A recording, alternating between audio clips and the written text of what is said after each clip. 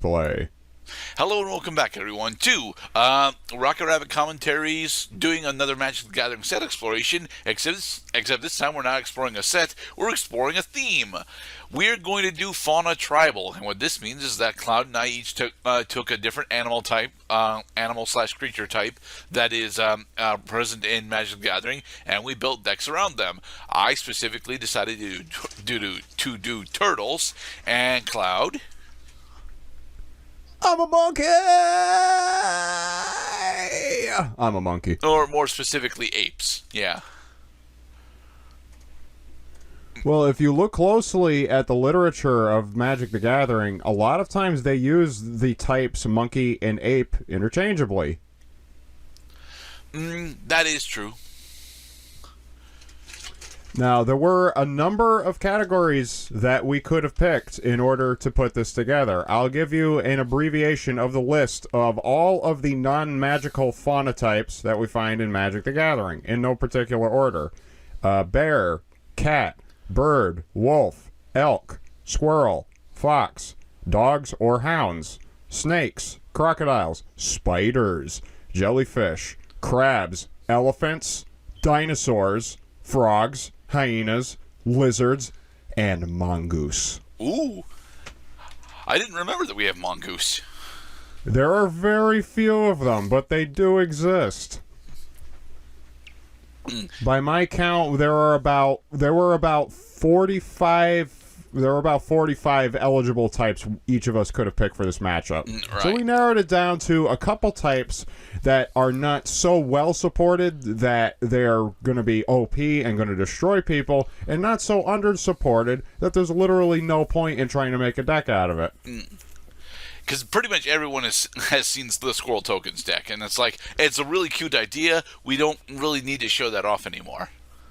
Yeah, and we all are well aware that wolves are designed to populate massively with tokens and also blend in with werewolves. So I drew the line at werewolves, that it's true that they become animals, but they are originally human, making them Harry Potter animagi. Except animagi and werewolves in the Harry Potter universe are still different. Yes. Alright, so... shall we begin, Mr. Cloud? Yes. Me and you, and you and me. Whenever we did toss the dice, it had to be. The only one for me is you. I got first turn. So happy together. Let's see. I'm not going to keep this. I'm going to mulligan. Ooh, okay. Well, you've given me an interesting option here, because I may mulligan on this hand. Except, okay, I can keep this. I'm gonna keep this hand. This feels like a safe hand to have with the mana consistency that I have. Okay, so both players have determined that their hands are adequate. Let the tribal matchup begin. Now, as I am turtles, I actually have a relatively slower start than most other ones. Let's see here. A secluded courtyard. Okay, what creature type you gonna choose, Mr. Cloud? Apes. Yes, apes. And I'm gonna end my turn. All right then. Okay. I'm gonna start with the forest, and then I will end. Sweet. We are both opening with lands. That is good.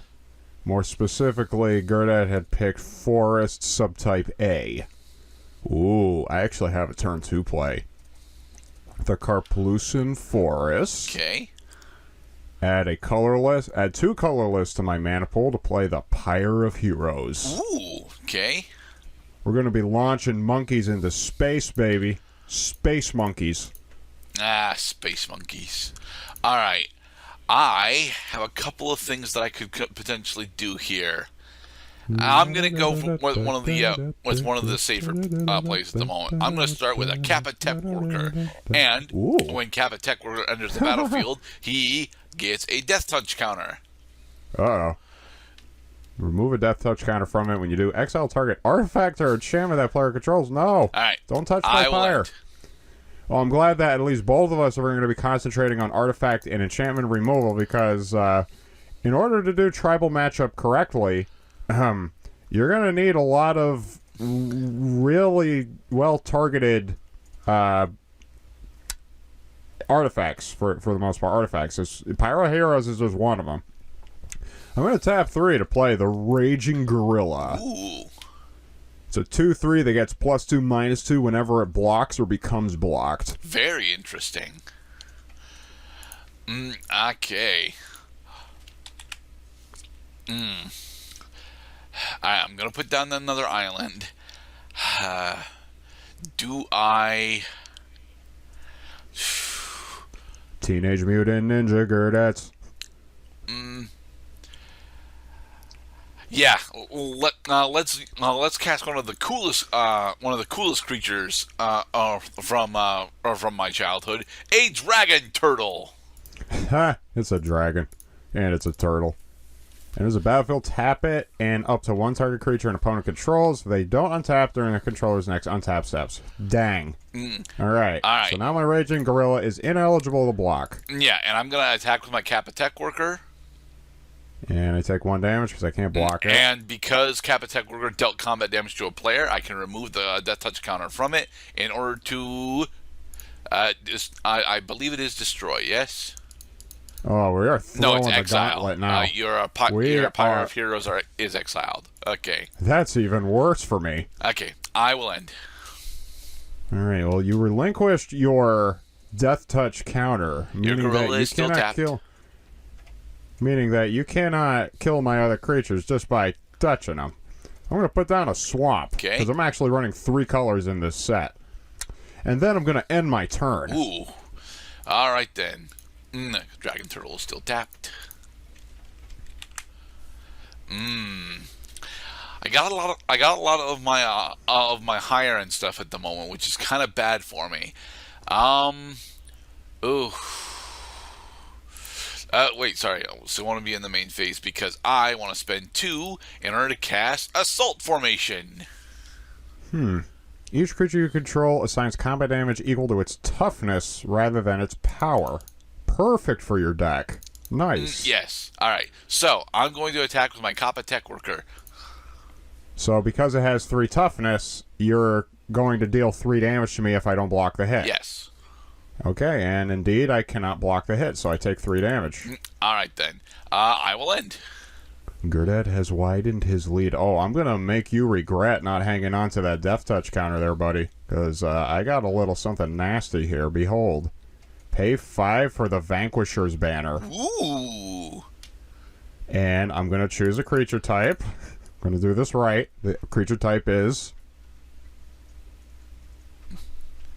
Dude. Ape. All my apes get +1/+1. And whenever you cast an ape spell, you get to draw a card. Precisely. Now I have no other spells to cast. You're wide open, so I'm going to swing into you for 3. Alright, I'll take 3.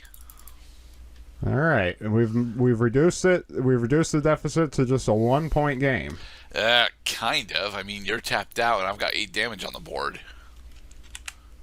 Oh yeah, that's right, because the Dragon Turtle... I mean, actually, you have 10 damage on the board if you decide to go into your Assault Formation. I do. So, I don't actually have anything I can cast this turn, but yeah, I'm gonna spend 3 in order to give all my creatures +0/+1 until end of turn, and then I'm going to attack with my Kappa-Tech Worker and my Dragon Turtle. Alright, so I'm taking 10 damage, just like that. Interesting. Alright, and with that, I will end. Dare I say, you've been set up for success rather well here. Well done. Because now you put me in a solid predicament. I can't attack you without leaving myself too wide open. So here's what I'm going to do next, is I'm going to put down this mountain... And then I'm going to pay 6 to cast the Hooting Mandrill. Ooh. It's now a 5/5 because of the Vanquisher's banner. It does have trample. And because I casted an ape spell, I draw a card. Yep. And I'm just going to end my turn in order to survive this next attack. Okay. Because I have to hold off at least the dragon turtle, and I am prepared to chump as necessary. But, wait a minute. Each creature you control assigns combat damage equal to its toughness rather than its power. So that means that when my creatures deal damage to them, the toughness is still applied. Yeah. Interesting. Okay. I am going to spend the 4 mana that I have in order to cast the Tidepool Turtle. All right. Okay. So the question is, do I actually want to kill the Hooting Mandrill? Well, you're going to lose some creatures in the process. I would lose a creature in the process, but I have another creature. Decisions. All right, yeah, I'm going to attack with my Dragon Turtle. You're attacking with a dragon turtle by itself. Yep. And you have no more mana to dump into its toughness in order to make it more powerful this turn. Right. Also meaning that you cannot increase its toughness so high that I can't kill it. So I'm going to assign the Raging Gorilla as a blocker on the dragon turtle. Okay. So during the blocking step, it loses 2 toughness. My Raging Gorilla gains 2 power, and it loses 2 toughness, making it a 5/2 until end of turn. Okay. So they kill each other. So they do indeed kill each other. Bink. All right, then. Yep, I'm going to end. Oh, these turtles have gotten nasty, baby. Okay. It's not. This move is not particularly helpful right now. I was hoping to get something of substance here, although. Okay, all right. I may have something here after all. What I'm going to do is I'm going to put a Savage Lands, which enters the battlefield tapped, and then I'm going to pay 1 to cast the Wanderer's Twig. Ooh. Okay. Yes. And then, thinking, I'm going to end my turn. Oh, you're not going to crack it out right away? Unfortunately, no. Okay. The buck has been passed. Ha. Okay. That's funny, because we're doing a fauna matchup. So, I am going to put down a forest, and I think what I'm going to do... Well, you can't pump up your creatures twice. This is true, and I don't think I'm going to pump up my creatures at all, actually. I think what I'm going to do is I'm going to channel a spell. I'm going to spend 3 and discard my Colossal Sky Turtle in order to activate its channel ability, which will allow me to return this Dragon Turtle from my graveyard back to my hand. Nice. Okay. Now the question is, how badly do I want to kill the Hooting Mandrill? Yeah, I'm going to go for it. I'm going to swing with my Tidepool Turtle. Ha! You've fallen right into my trap. I'm going to crack the Karplusan Forest for 1 by dealing 1 damage to myself, and then I'm going to spend another 3, and then 2 for and then 1 for an X cost. Behold, the Tribal Unity. Okay. With instant speed, creatures of the creature type of my choice get +X until end of turn. Okay. And I'm not gonna. I can't put annotations on cards that are on the stack. So I declare Apes orally, meaning my Hooting Mandrill is now a 6/6 until end of turn. Okay. All right. So let's go to the damage step now. You haven't declared it as a blocker yet. Okay. All right. You're all right. I did not declare it as a blocker. There. Okay. I've now declared we go it to as a damage blocker. step, and my Tidepool Turtle is deaded. All right. Okay. Awesome. All right. I will end.